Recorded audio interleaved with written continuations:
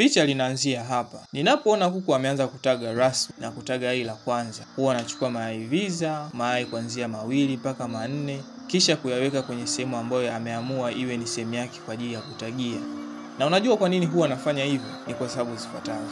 Sababu ya kwanza ni kunipa nafasi mimi kuweza kuchukua yale mayai anayotaga karibia kila siku bila yeye kujua. Namba 2, kama anataga na anachukua mayai yake, tafsiri yake hapa atakuwa kuna alama ambayo inamuonyesha kwamba yeye huwa anataga hapo. Kwa kupitia kuweka mayai viza hayo, inakuwa ni kama alama ya yeye kutambua kwamba sehemu yangu rasmi ya kutagia ni hapa. Namba 3, kitendo cha mimi kuchukua mayai yake inaweza kumpelekea yeye kuhisi kwamba eneo hilo si salama. Kwa hiyo inawezekana ni sababu ya yeye kuhama kiota na kwenda kutafuta sehemu nyingine ya kutagia. Kwa kupitia kumwekea mayai viza, mimi hata kama anachukua mayai yake karibia kila siku, yeye atajihisi kwamba yupo sehemu salama kwa sababu mayai yanayotaga yapo, japo sio hayo.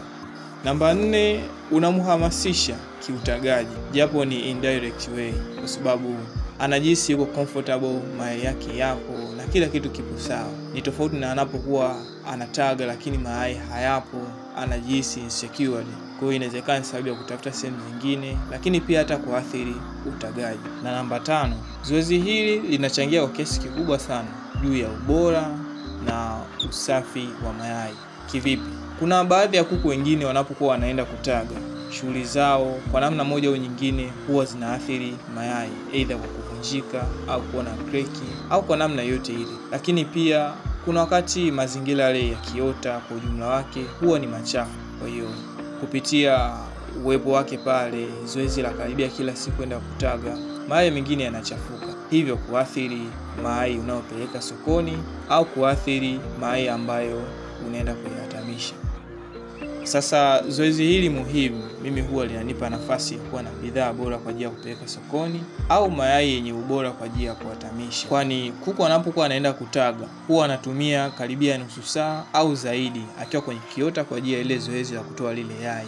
Sasa anapokuwa amelalia pale na lile joto, kuna wakati yale mayai mengine yaliyoko pale huwa yanaathiriwa na lile joto kiasi kwamba yanaanza kubadilika kutoka kuwa yai na kuwa kifaranga. Sasa ukichukua yale mayai ukayapeleka sokoni, kuna wakati yanakuwa hayana ubora kwa sababu yanakuwa yameshaanza kujitengeneza kuwa na michirizi ya damu kwa ndani, yameshaanza kujitengeneza kuwa kifaranga. Lakini kwenye issue zima ya kuzalisha vifaranga, kitendo hiki kinanipa garantia kuwa na mayai ya kutosha kwa ajili ya kuwatamisha muda wowote kwa kuku yote atakayekuwa yuko tayari kwenye ile kundi la kuku wanaotaga. Kwa hiyo kuku yote atakayekuwa yuko tayari, basi nitaweza kumpatia mayai kwa sababu mayai ambayo ni masafi, hayana kreki na vitu kama hivyo. Na ili zoezi hilo liwe na ufanisi mzuri, unaweza kuandaa mayai maalum, na sio lazima hayo mayai viza. Yanawezekana ni mayai hata yaliyotagwa na kuku huyo, au kanunua mayai ya dukani, au katafuta mayai viza kama ambavyo tunavyosema,